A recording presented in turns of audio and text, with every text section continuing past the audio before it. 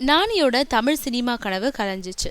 தெலுங்கு சினிமாவில் முன்னணி இளவட்ட ஹீரோக்கள்ல நானியும் குறிப்பிடத்தக்கவர். இவர் தமிழில் கௌதம் மேனன் தயாரித்த வெப்பம்ன்ற படத்தில் அறிமுகமானார். ஆனால் அந்த படம் எதிர்பார்த்தபடி வெற்றி பெறல. அதுக்கப்புறம் ராஜமௌலி இயக்குன நான் படத்தில் நாயகனாக நடித்தார். தெலுங்கு போலவே தமிழ்லையும் அந்த படம் வெற்றி பெற்றுச்சு.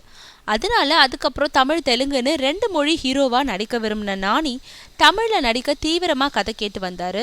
அப்போ தான் ஆஹா கல்யாணம்ன்ற படம் கிடைச்சிது. அதில் அதிக நம்பிக்கையோடு நடித்தார். ஆனால் அந்த படம் தோல்வி அடைந்து நானியோட தமிழ் சினிமா கலவை கலைச்சிடுச்சு.